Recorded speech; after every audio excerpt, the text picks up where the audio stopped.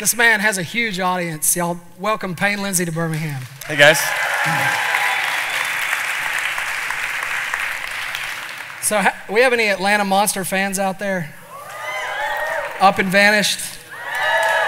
You ever been driving like alone at night down a back road listening to Up and Vanished and been like, somebody's in my back seat? Because I have, in South Georgia actually. Oh yeah, it's scary. Yeah.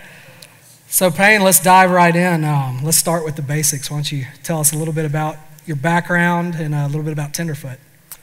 I always identified, I guess, as a storyteller. As a kid, I used to write stories and not play outside. I was kind of one of those kids. And my mom's like, go play with your friends. Actually, that's not what happened. But I was literally just writing all the time. And when I graduated high school, I got a video camera when I was in middle school. I started filming my brothers and sisters. They were my actors and actresses. And I always wanted to be a famous director, a filmmaker. And after high school, I kind of did music for a while and just was kind of bouncing around doing different things. Eventually landed on doing music videos full time. And I just absolutely hated it because it was supposed to be a stepping stone to the next part of my career as a director or to make a movie or a TV show. And there was just no rule book or guidebook on how the hell to do that. And so I was just over it, and I had heard Serial, the podcast, and I had just watched The Jinx and Making a Murderer. And I was like, I'm literally just going to go find a cold case and do my own documentary on it. And that's what Up and Vanished became. But at first, it was supposed to be a documentary. Didn't have any money, couldn't really pay my rent at the time. So I was like, okay, maybe that's not the best idea. Maybe I should make a podcast. And I had heard Serial. At that time, it was the only podcast I'd ever even heard. But I loved Serial, and it really inspired me to tell a story that way. I didn't know that I could ever be so immersed in just audio, having always been so obsessed with visuals. So at that point, I made Up and Vanished, the podcast, and over the course of a year, a bunch of crazy stuff happened. And now I'm talking to you guys right now, which is awesome. God bless America, right? Yes, God bless America. Yeah. Birmingham. So you started as an army of one? Army of one. I went into this cold case. I'd never made a podcast before. What's funny is that if you listen to Up and Vanish, you hear this guy Rob, who I'm like my friend Rob, and he has this like deep voice. He almost sounds like a movie trailer guy, kind of cheesy, kind of good. Well, the reason why he's even in Up and Vanish at all, besides him being my friend and a good guy, is that I thought my voice just sucked.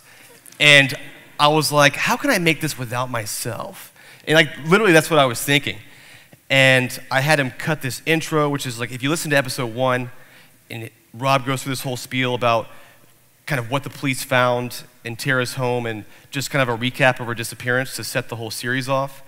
And I was just trying to minimize myself. And I remember being in my apartment just for days trying different ways to say something. I was like, I just sound really weird. And everyone always says that, but it's so funny because it was really the one thing that almost prevented me from making a podcast is because I thought I wasn't a podcaster. I just didn't think that. I didn't relate to it. There's people who went to broadcast school, and there's real journalists and, people who've been in the radio business for years. What do I think I could go do that? And I was kind of insecure about that. But thank God that I did because, I still don't think I'm the best radio speaker or something. But I wasn't a podcaster. It turns out that didn't matter. And that to me is really cool. So you went from thinking, your own voice sucked to like now being the voice that people hear inside their head. That is weird, yeah. That's weird, yeah. So talk a little bit about, evolving from a one-man show, kind of a, one man and a Mac and an idea into, building the company and the brand that you've built. Obviously, you have to have the drive, and you got to be able to make yourself get up early in the morning and stay up late and drive yourself to do the hard work. But you also have to have a team. So I knew going into it that I wanted to bring in at least one person that I trusted to kind of take on the business side of things with me and just have a second perspective. And it always feels good to be able to talk about what you're doing with somebody.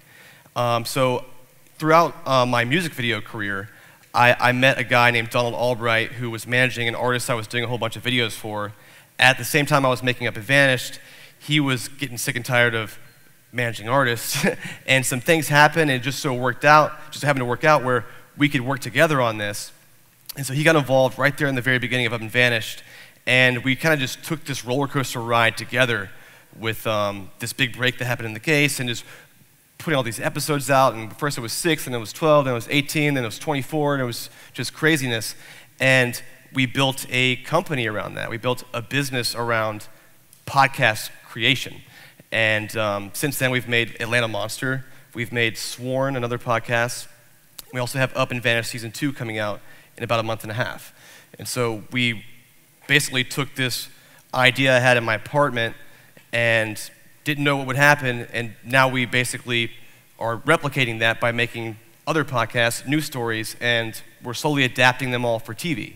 And so the original goal, like I said, was I wanted to have a TV show. I wanted to make a real movie. How do you do that?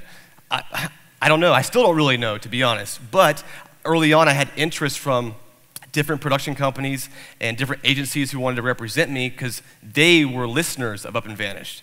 That's kind of one thing I want to hit on, too, is that it really seems like most of what happened was super organic.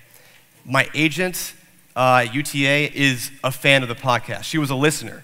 She reached out about 2 months after the podcast came out and wanted to represent me. Everyone we've ever worked with, they were all listeners and fans of what was going on. It wasn't like they were just attracted to the buzz. They liked the content, which I thought was really cool. And it's still that way, to be honest. That's the power of hitting publish. Exactly. Actually make something, do something. You have to do it.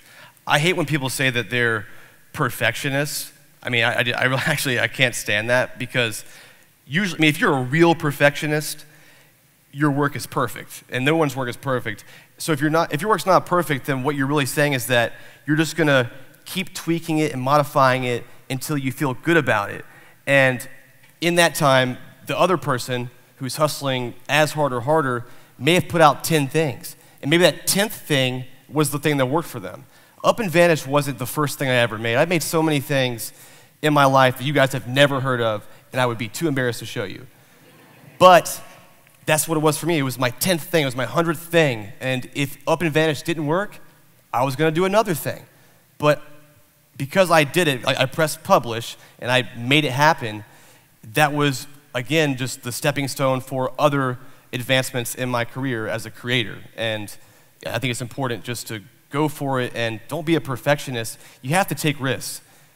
No one is successful without taking risks, and you can't be too scared to take them. Yeah, I think that message definitely, resonates with this audience. Because there's an analogy there with technology and business too. It's the greatest time to be alive. You can go buy. I mean, what did your podcast mic equipment cost you? Well, the first one, not very much, by $100 maybe. You can get in the game for $100. Yeah. And now you have an agent calling you. Exactly. It's just like building an app or building some software. Like now more than ever, the barrier to entry. Yeah, there's so many tools. The excuse should never be, well, I need the right camera.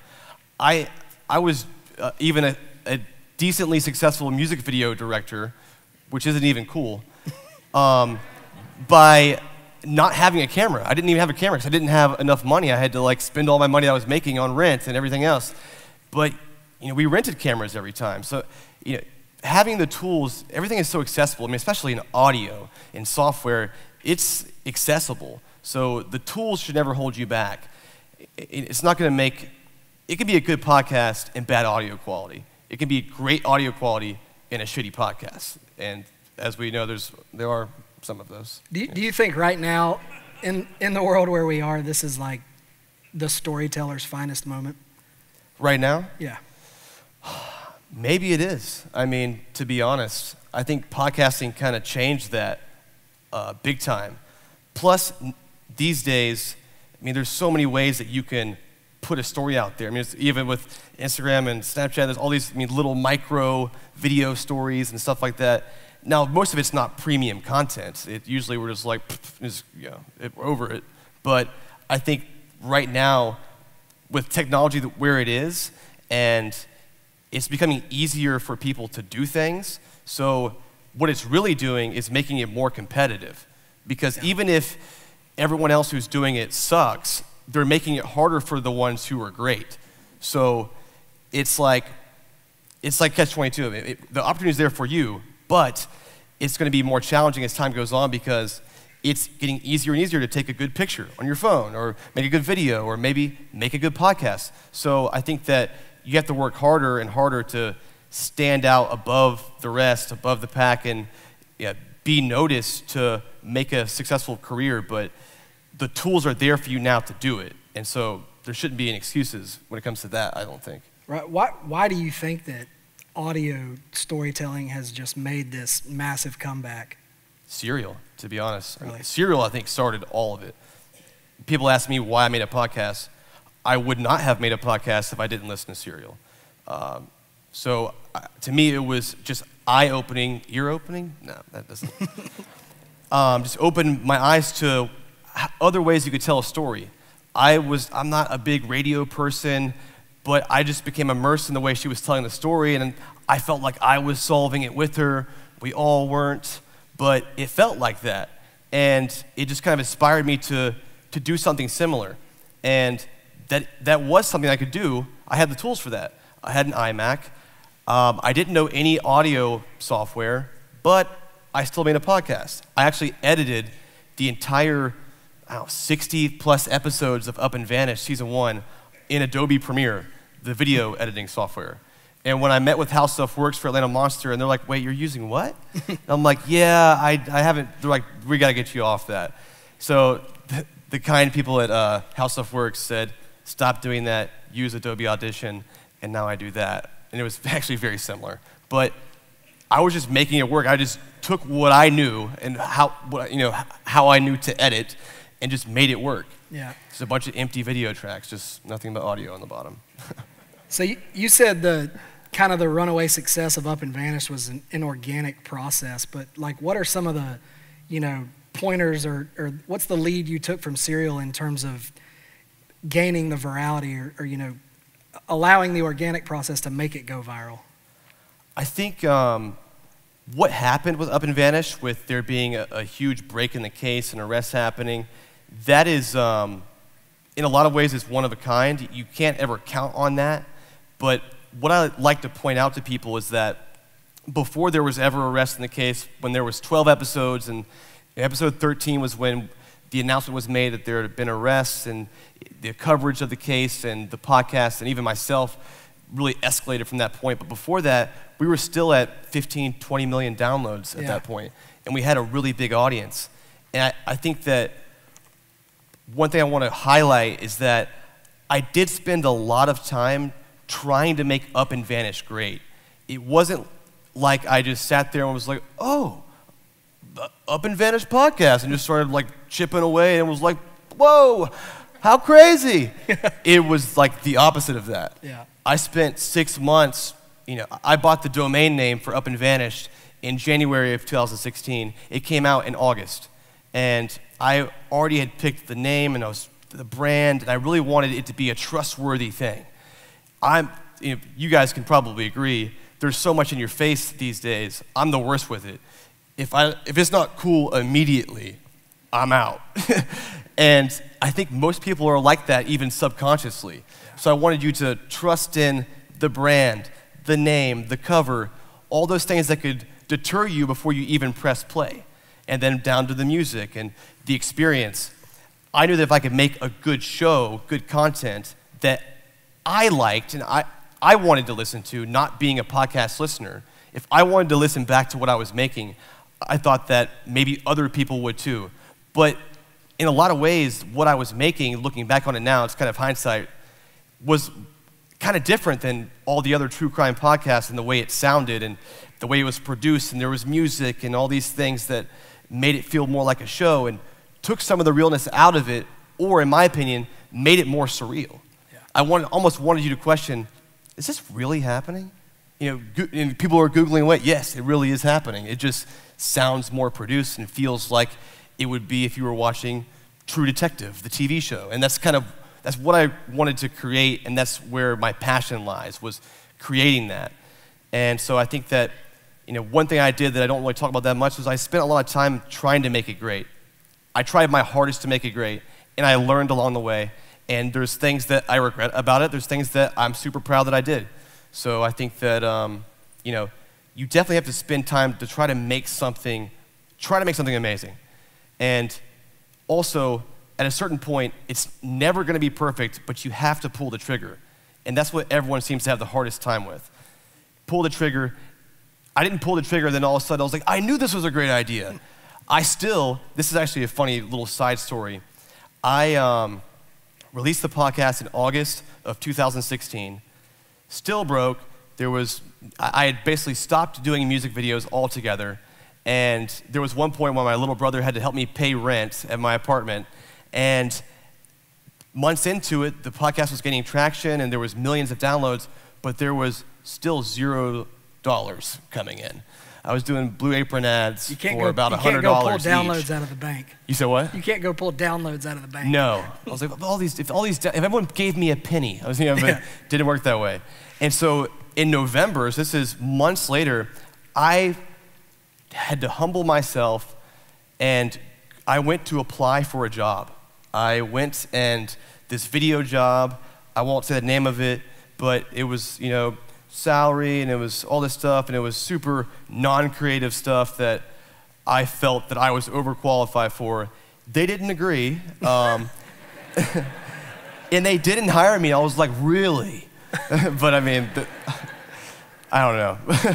Maybe I'm not that good at it, but I didn't get the job, but I was like, okay, fine.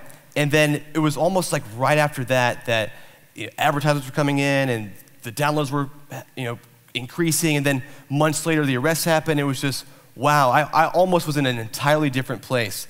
And I was almost like hanging up my hat. I tried to be a creative, independent creative and just make my own money and not work for anybody and make my own business, but I'm about to turn 30, maybe I shouldn't do that. It was for the first time in my life that I ever thought that. And now I'm like, wow, that would have been so bad if they gave me that job. But it's just an interesting side note because it was tough in the beginning, even when I had something great and I kind of knew it. I didn't know how it translated or if it translated at all to dollar signs or being sustainable at all as a career or a job.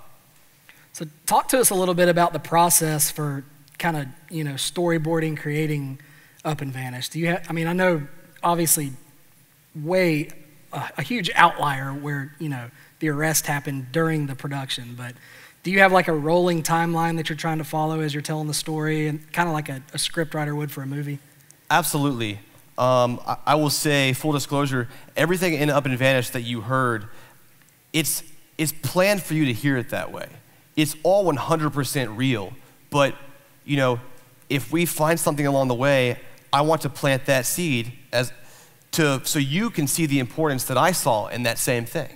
And so the end result, if it's done well, is that you feel like you're sort of discovering these things as they happen, and I can sort of echo back maybe what you're thinking, and it feels like a very special experience, and you're just along for this ride, and there's breadcrumbs that you're chasing, some that go here, some that go nowhere. But on the bigger scale, when this started, I had no clue what happened to Tara Grinstead. Nobody had a clue. The police didn't have a clue. And so all the options were open, and so I had a plan of kind of going down all these different avenues.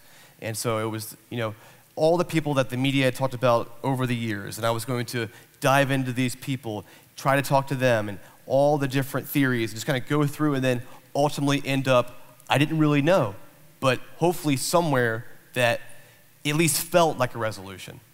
But something crazier happened than I could have ever thought, and I never saw that coming.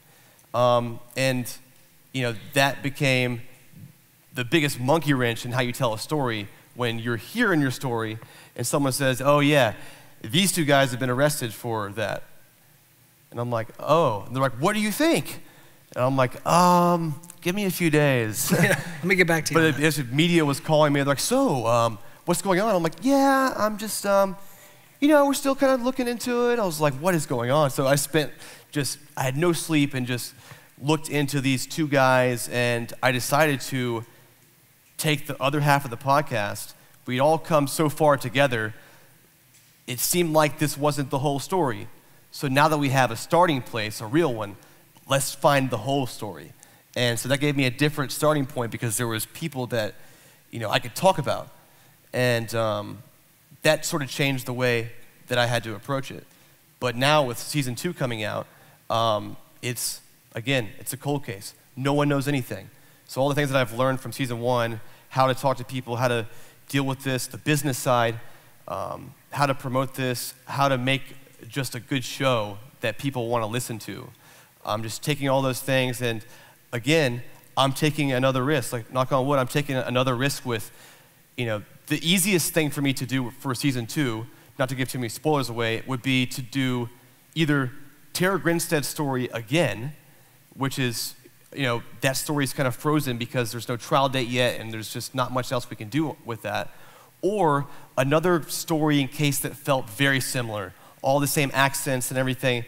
But then you don't want to pull a season 2 of a show that you might have liked season 1 of and just be so far left field, right field that it's just not the same anymore. Right. So I'm taking, again, a risk with just the way this feels, but I think that people are going to like this world that it lives in and these sounds and these people and these characters. I think at the end of the day, it's a horrific story what happened to Tara, but I think what people liked was trying to figure it out with me and wanting to know what happened to her, and then all the interesting, weird, quirky people you met along the way. Yeah. And so this story is going to have that, and in my opinion, 10 times that. Awesome. We'll talk about season 2 in a second. Okay. Let's switch gears and talk about Atlanta Monster. So, okay. Up and Vanished, cold case, Atlanta Monster, probably a cold case too in a lot of ways, but definitely a different animal in terms of just the scope and also the timeline. Late 70s, early 80s versus 2005. Kind of give us some behind the scenes on that. I was pretty nervous about doing Atlanta Monster because I'm so far removed from the victims' families and just everything about it. I wasn't alive. I'm a white guy, and I didn't want to feel like the wrong person was telling this story. So I just literally was an open book about it, and I wanted the people in this case to tell the story and tell it to me, and I'm sharing that with you. This wasn't about me at all, and I wanted to really safeguard myself. Even though I felt that way, I didn't want it to come across any sort of way. But I knew that if I could make a premium show that would bring people from all walks of life together to listen to the same story and be just as puzzled as I am and our team was, that's full of people all walks of life, then we could do something really special. And I also wanted to not just be the up and vanish guy anymore. And when I first started talking about Atlanta Monster, they're like, oh, season 2 of Up and Vanished. I'm like, no, this is Atlanta Monster. They're like, oh, but Up and Vanished. And that's just kind of the way people are. Yeah. But I wanted to say, hey, I'm not just this, I'm this too. It's similar enough. It's still a true crime podcast, but totally different story about a different society, different cultures. And if I could do that successfully, then in the right amount of time, then now I can not do anything, but new doors are open for me. And if I could hit it at the right time, and it was super difficult because Up and Vanished ended, and we signed a deal with How Stuff Works, a 50-50 partnership with these guys, and they're amazing, and they helped make this podcast great. And I went from that to doing this live Up and Vanished tour, which if you didn't ever join us, you're probably like, what the hell is that? But basically it was this live version of the podcast that we created, where I basically walked you through sort of a behind the scenes look at what was really going on and what it felt like, and showed you exclusive videos and audio and stuff you didn't hear in the podcast. We did 20 cities between the fall and December, and during that time period I was also working on Atlanta Monster and talking to Wayne Williams in prison. And it was like so bad towards the end that I just called Donald and I was like, you have to talk to Wayne from this point forward. I can't do it anymore. It's too much. But it was really difficult, but we knew what we were signing up for. We wanted to have something else come out, and it be a partnership with a respected company in the podcast space to give our own company some more credibility. And we did it.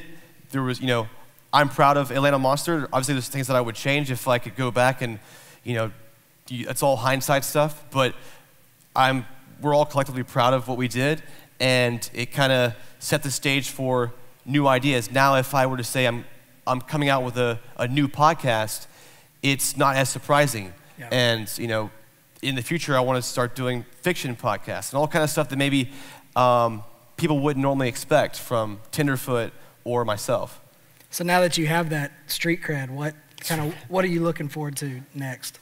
I'm really excited about the TV space still, because that's why I got into this in the first place. But after I made a podcast, I sort of fell in love with that medium too. So I think for a long time I'll try to make new podcasts.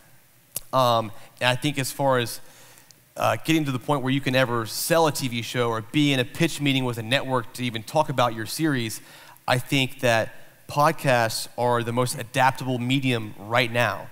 And so because I have a voice in that space, the smartest thing for me to do is to create a podcast and have a whole master plan for it. Here's the idea. I want to partner with a production company early on. We're going to make this podcast. It's a limited series with this. Push it. It's successful, hopefully.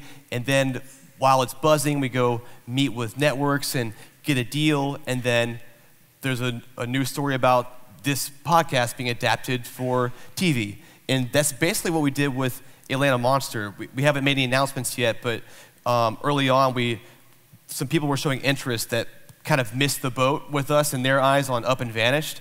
And we really wanted to partner with them. So we partnered with them early on before we even made the podcast, so we could capitalize off of, if it was successful and there was a buzz, we'd go straight from that to pitch meetings and really maximize that, because timing has proven to be really important and special. While people are excited about what you're doing and willing to either cut you a check or take a risk on you, that's the time to strike. And so that's what we tried to do. And what's that process going to be like, switching mediums? So you built this framework of a story and you told it on an audio medium, and now you have all this material, I'm sure, all this source material, all these resources, and now you have the visual element. So how is that challenging? I feel like fundamentally it's the same. A good story is a good story. I could tell you a good story right now. You could read a good story that's a book. You could listen to it in a podcast. You could watch it in a TV series or a movie. I think that with audio, because there is no visual, you can't just sit on a solo static shot of somebody with no music, but this image or this video just saying 1,000 words. You can't do that in audio. So there's always something you have to be hearing. Or if you're going to silence, you're doing it intentionally. And so it almost makes you have to focus more on everything you're hearing and every twist and turn, and maybe even shrinking those down to happen sooner or faster, or not exactly how it would happen visually. So in a lot of ways, I think it's more difficult to make a podcast. There's more you can do with visuals, because there's more elements to get your point across, set a mood, set a tone. But in podcasting, you have to do that entirely with the audio. So in that way, it's a challenge. But with the visual component comes more challenges with that looking great, that matching, just making it all cohesive. So I'm excited to get back into filming again. We just shot the pilot for the Up and Vanished TV series, which we're super excited about. I went back to Osceola, Georgia for the first time in a year, and some crazy stuff happened, and we legitimately learned some new information.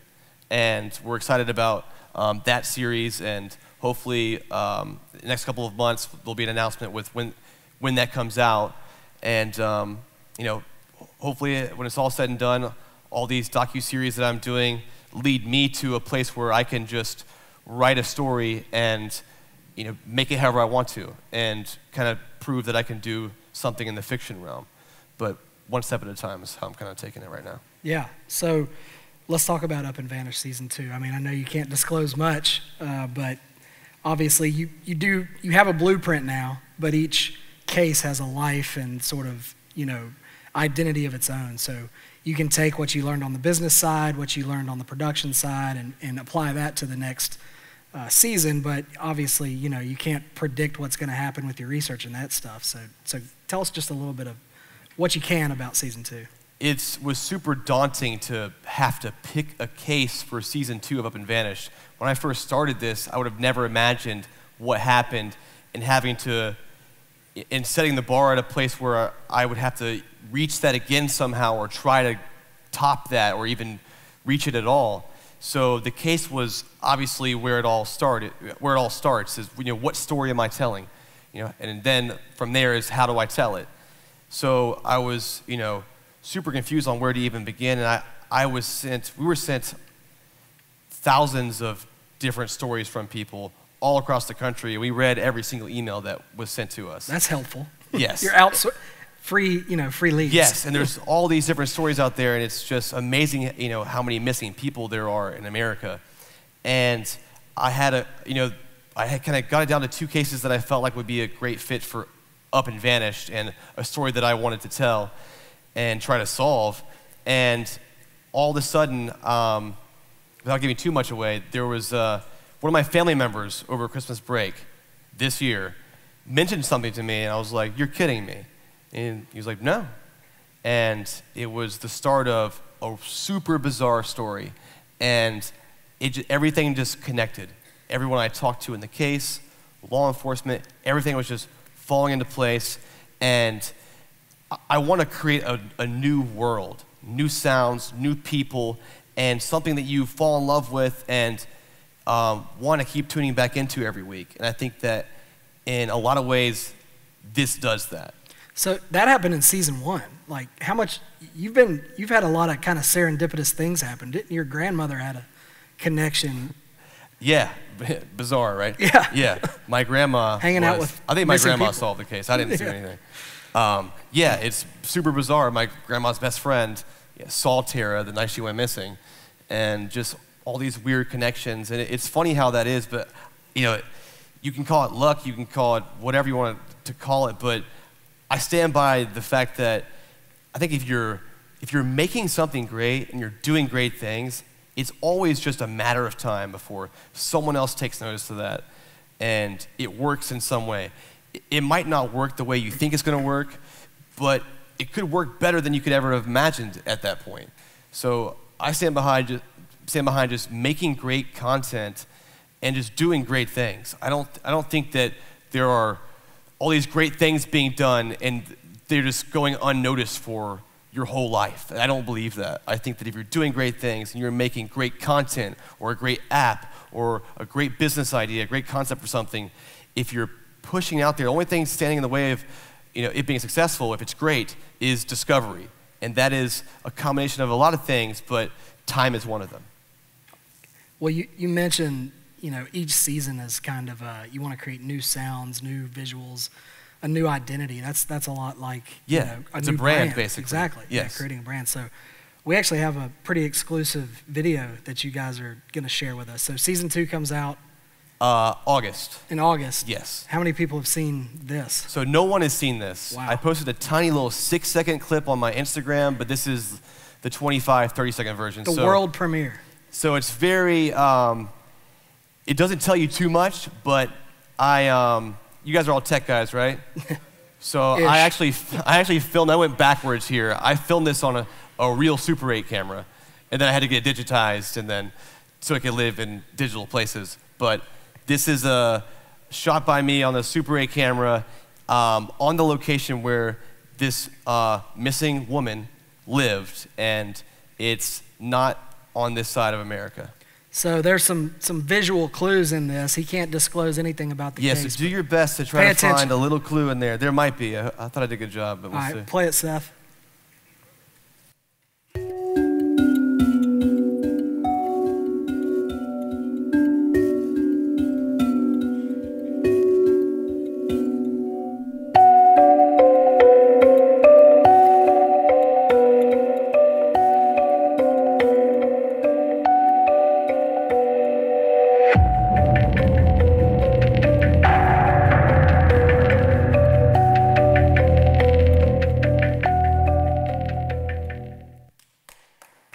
Super teasery, I know. So, so your job is basically to creep folks out.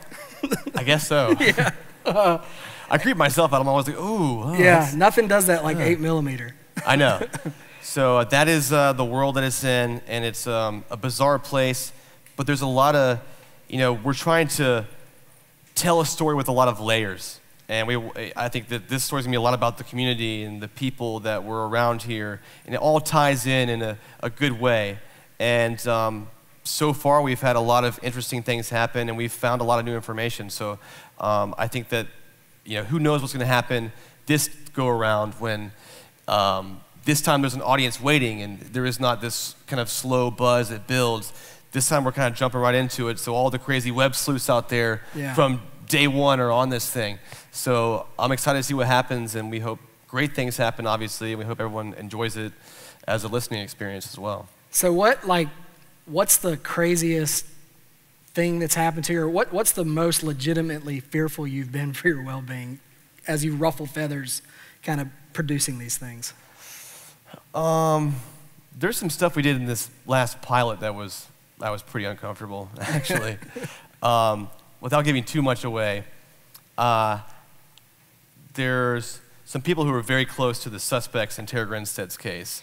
I was all mic'd up, and I had to go. No one else had to go. Basically knock on this person's door, and then next thing you know, I'm inside this house with them. Everyone's listening in the car like it's a surveillance thing, and they're all, oh. I saw the videos later, I'm just like in there just shaking my head, and they can hear me. I can't hear them, but I have a lavalier on, and they can hear me, and she's telling me all this crazy stuff and verifying a lot of information that I found out, and I'm like in a room, inside of a room, and I'm like, where's the door again? And all these dogs are starting to bark, and someone's at the door, and I'm like, oh my God, this is it. But that sounds very True I made Detective. It to Birmingham, so sounds okay. True Detective season 1. Exactly, very that. But for the most part, it is uncomfortable approaching some of these people. It's obviously very sensitive subject matter, and a lot of the people I'm talking to are very close and affected by these stories, so these tragedies. So that is always difficult, but I haven't really found myself in too much danger. Towards the end of Up and Vanish season 1, I no longer liked being in Osceola. It felt a little too weird, because some people there just didn't like me. But I think that that's what happens in cases like this. Yeah. There's nothing really to be happy about. Right. So, if someone murdered somebody, then, that's not a good thing. People are going to be, affected by who that is, or who's being accused or convicted, or all these things. So it's never going to be, the truth is just not going to be pretty, usually. So in a lot of ways, you're picking scabs off. Exactly. So you want to do that in a sensitive way. You want to approach these people and, just kind of, have the right mindset going into it. Of course, I want to help. And one thing we can offer now is exposure that, we sort of built momentum on in season 1, and exposure ended up playing a huge part in it. But now we had that from the beginning. So, obviously, we want an ending to this story too. We want there to be a resolution. We want to help somebody. We want this to be a good, positive thing. And we also want you as listeners to feel engrossed in this story and feel like you can't put it down. So, because if you are, then it's playing a part as well. Yeah. If you are listening to this and you're enjoying this, you're an active listener and you want to keep tuning in and you're just enthralled by this podcast, captivated by it, then it's doing the right thing for the family as well, because it's keeping everyone's attention on it. My whole thing was that some people would ask me sometimes, do you ever feel like adding all this music and stuff and like highly producing your podcast is some sort of exploitation? And when I was first asked that, I was like, no, I've actually never even thought about it that way, because my line of thinking is that why would I make a lesser, worse sounding product than a story that could be fictional? To me, that's doing an injustice. This should feel like, if you're gonna be entertained by True Detective, the TV show, this should feel the same, if not better, because it's real. Yeah. So I'm trying to hit that level. I'm trying to have that effect on you as a listener. And we're always going to be very careful with this kind of subject matter.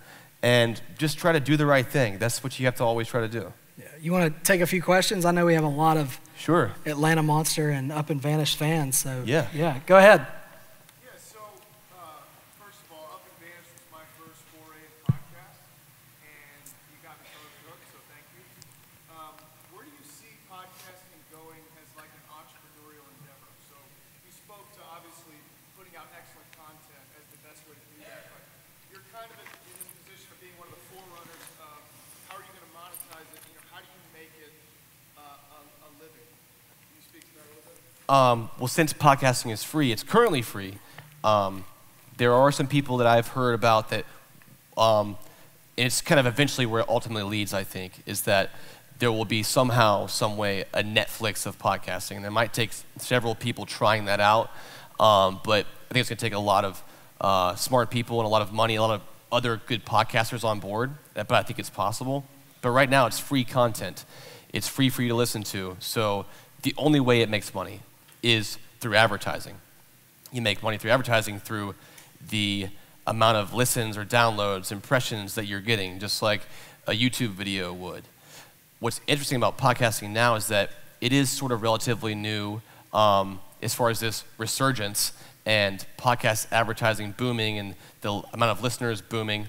So it's on the rise, but it's, in my opinion, it's only going to become more and more competitive. I'm thankful to be sort of a front runner or something like you said, but I also feel the pressure of, man, it's only going to become harder and harder because there's going to be great content out there. Someone's working on the next thing that's better than Up and Vanished right now. And yeah, that scares me too. But if you have a lot of listens and downloads, you can make decent money in podcasting. But I think that if you want to make a podcast, now's the time to do it. Do it right now, because I think that in a few years, it's going to be too late. I think that it'll become too consumer friendly, and it'll be like just how you can upload a YouTube video and get paid advertising. It's going to be the same thing, which is great for allowing everyone to be able to have access to that. But if you're running a business off of that, you know, the more people, the money's spread out even more. So I think that if you want to take a stab at podcasting, do it right now. If your first one sucks, make a second one. Second one sucks, make a third one. Just, you know, if that's what you want to do, I would do it right now. And I feel like it's a very volatile place right now, but that's a good and bad thing. That means that you could go in there and, you know, squash what I'm doing. Yeah, I mean, be the next big podcast person, because there's too many open slots. Someone's going to take it. Anybody else? Go ahead. Hey. I was curious if there was any hesitation for you going into Up and Vanished season 1 and especially now season 2, telling a cohesive story that you know doesn't have an end game, and being worried you may disappoint your audience and not satisfy them at the end. Yeah, I mean, obviously, what happened in season 1 was just unheard of, and I don't expect things to happen in order for something to be a good story. I think storytelling is more layered than that. It's deeper than that. Obviously, it would be in everyone's best interest for there to be handcuffs slapped on someone's wrist at the end, and everyone's like, this person did it. And wow, what an amazing accomplishment that we all did, and it's the perfect resolution. Like an old Scooby-Doo episode. Exactly, but that never happens. That's happened like 2 or 3 times. So there should be like a Hall of Fame though for Serial and Up Right. and Vanished, where there is that you know finality and that resolution. I agree. I mean, that'd be kind of cool, I guess. Yeah. I don't know. But yeah, I mean, I don't know. It's like you want that to happen, but a good story, I'm not banking on something I can't control to happen. What I can control is how good this sounds, how well we're writing this story, how good the music is. And the music's amazing in season 2. It's all original stuff, and it's awesome. Like you'd want to buy the soundtrack to it. It's just, you know, it's good music, and it just puts you in a place. So, you know, we've already made some discoveries, and I think that this is a unique story where there's not anybody poking around at all. No one pokes around in this place. So you're bound to find something. And we are, but, you know, we just want to tell this story the right way and just tell a good story. And if you do that, then, again, maybe great things can happen, or greater things than you had anticipated. Anybody else? Go ahead. Podcast is something kind of new to me, but I go to a lot of websites and I see everybody. Oh, thanks. See everybody putting podcasts out there, and I listen to some and some I don't. But what intrigued me when you were mentioned YouTube. Well, why isn't there a podcast version of YouTube, or why couldn't they use YouTube as an example going forward to monetize it or whatever? I'm sure you could. I know Google just came out with Google Podcasts for Android, and I think they have some pretty big plans on how to, just like Google probably always does, to take over the market and kind of show what they can do. Charles, y'all got plans? Come on, Charles, tell us. But yeah, I mean, I'm sure whatever they do is going to be great because Google's awesome. But I think that it's got to be more accessible than that. There's something about the ease of listening to it. Whatever app it is, whether it's the Apple Podcast app or it's just on your phone, and you can pull it up and just click it. It's clean. There's like a store where it has all the tiles and the covers. I think it's about accessibility and it being easy to listen to, and you can view it in a clean way. I think YouTube is too messy for that, but Google is, that's why they came out with their own podcast store, I believe. So I think there's going to be a lot of different companies making new apps and just kind of really changing up the industry a lot. But yeah, I think that it'll always be in the form of something that's easy to access on your phone for now. I think we have a few more minutes right here. Okay. Upstairs? Yeah, go for it.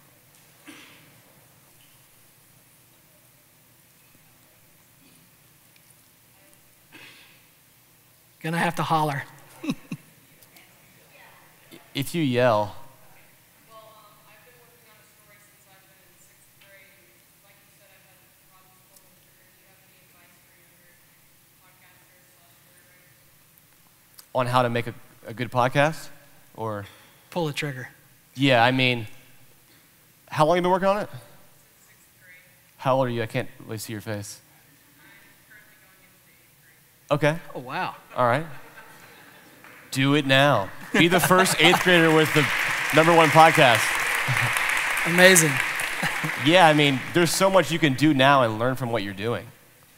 I mean, if anything, I wish I did everything I ever was good at younger. So, if I done it then I could be doing this now. You know what I mean? So don't, I would just, if you're already doing it, that's great. Just, I think that you have to put it out there, though, because you learn from, I'm trying to make something that's cool, like, not in the sense of like cool, but cool meaning that people like it. You know what I mean? And it's intangible. Some people just have a knack for that, but it's a lot of trial and error sometimes. Like, what do people want to listen to? What am I good at that people would want to ever hear from me? Or what's that, one thing that no one else is thinking of that's working for an audience? So the audience has to like it. So, you find a lot out by, what people like or don't like about what you're doing when you put it out there and just beta test it. Press basically. publish. Yeah. Yeah, press publish. Yeah. Anybody else? Right here.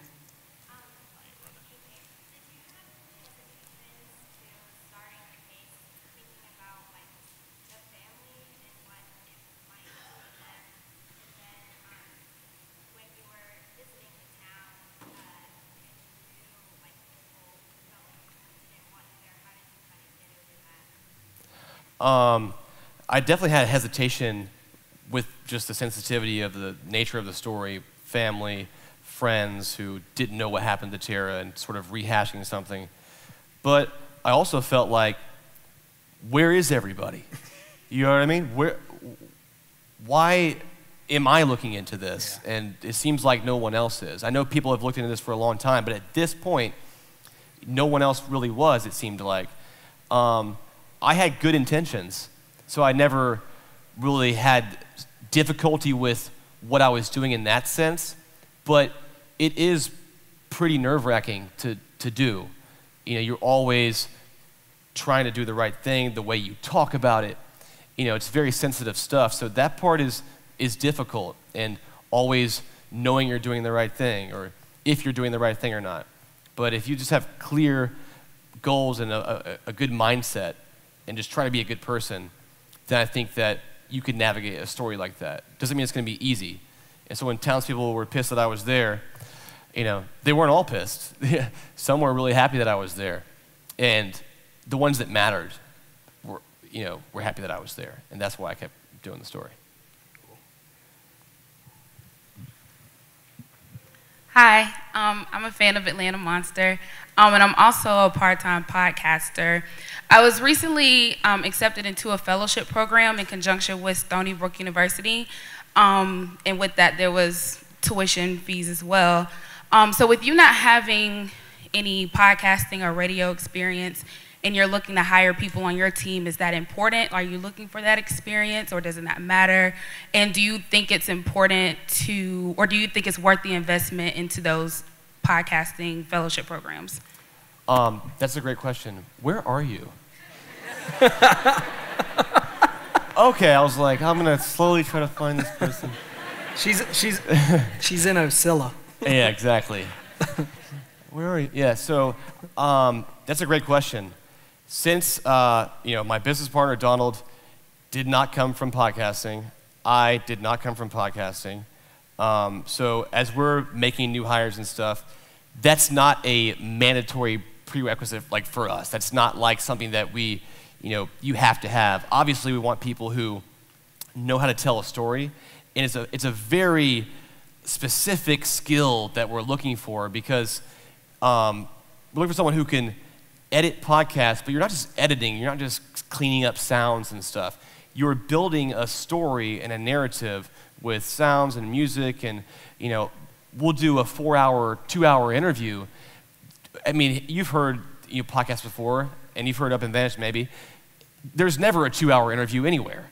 Usually it's about 5 minutes, and sometimes it even feels long. But that it got that way because we chose what the talking points we wanted to tell you. So I think that it's a combination of kind of wearing a lot of hats, storytelling, but you're almost sort of pioneering building these episodes and knowing the programs to do that with. So, for us, it's not a deal breaker if you don't have radio experience or podcast experience, but there's people that work with us who came from video editing, just like I did, because kind of the way they think about the audio and video elements to it and kind of how they build out scenes, it's very similar. So I think that if you want to take a class or course on podcasting, that would be super cool. Yeah, that sounds awesome. Do it if you want to. But I would say, this is just how I've always been. I was like that, really. And we're good. Yeah, that's good. Yeah. I hated school, actually. Bless you, I think. That was a really good sneeze. Was that a real sneeze? Yeah. All right, last question for Payne. But yeah, if you want to, you can. But I would say, just to kind of end that, create something first. Just try it on your own. See what you can teach yourself.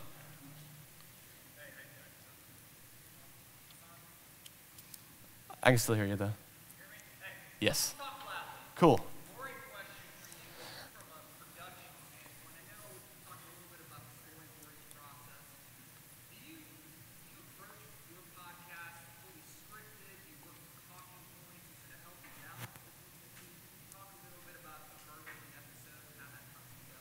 Yes. Well, at first, in a story like this, you have to just find out all the basic facts first, obviously, and all the things that you need to know for a foundation of a story. The foundation of this story is obviously that somebody went missing. What are the circumstances? Who do they know? And you kind of start going around.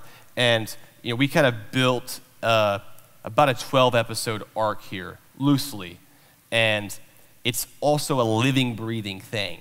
So we may say that episode 3 is ending like this and find out that episode 3 is definitely not ending like that at a certain point because it's ending like this, and we found this out. So I leave room for things to happen in this sort of story, but I'm not counting on anything.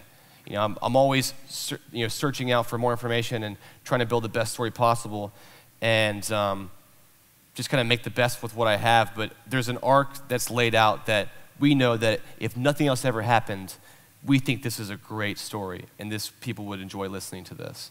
And it'll only be bigger than that, because inevitably we're going to find more information when this comes out. All right. Hope that helps. My man, enjoyed having you. Hey, man. Thank you. Big round of applause Thank you, for guys. Payne.